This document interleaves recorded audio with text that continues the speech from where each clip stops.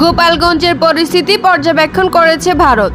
গোপালগঞ্জে জাতীয় নাগরিক পার্টির জুলাই পদযাত্রা ঘিরে বুধবার দফায় দফায় হামলা, ভাঙচুর, অগ্নিসংযোগ ও ককটেল বিস্ফোরণের ঘটনায় অন্তত 4 জনের প্রাণহানি ঘটেছে। ছাত্রলীগ ও আওয়ামী লীগের নেতাকর্মীরা দিনভর তাণ্ডব চালিয়েছে জেলাটিকে। বৃহস্পতিবার ভারতের পররাষ্ট্র মন্ত্রণালয় নিয়মিত সাপ্তাহিক সংবাদ সম্মেলনে উঠে এসেছে গোপালগঞ্জের সহিংসতার ঘটনা।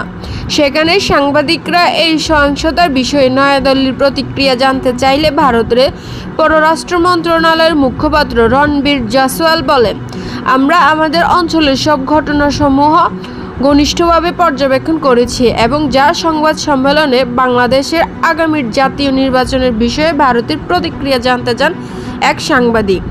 ওই সাংবাদিক বলেন, বাংলাদেশে বিশ্বাসযোগ্য, গণতান্ত্রিক, শান্তিপূর্ণ ও অন্তর্ভুক্তিমূলক নির্বাচন অনুষ্ঠিত হওয়া উচিত বলে ভারত মনে করছে।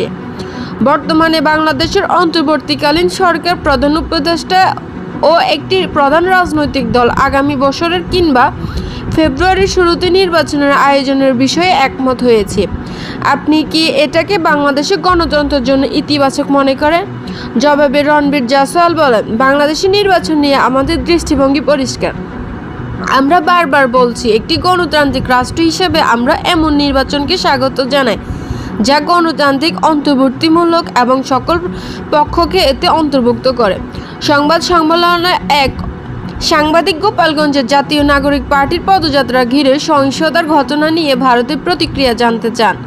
রণবীর জয়সওয়াল বলেন, আমরা আমাদের অঞ্চলের সব ঘটনাসমূহ ঘনিষ্ঠভাবে অনুসরণ করি এবং যা ঘটেছে তা বিবেচনা নেই। প্রয়োজনে আমাদের পক্ষ থেকে যথাযথ পদক্ষেপ নেই। বাংলাদেশি নাগরিকদের ভিসা দেওয়ার বিষয়ে এক প্রশ্নের জবাবে রণবীর জয়সওয়াল বলেন, ভারত সরকার বাংলাদেশি নাগরিকদের জন্য ভ্রমণ, মেডিকেল, ইমার্জেন্সি এবং শিক্ষাসহ বিভিন্ন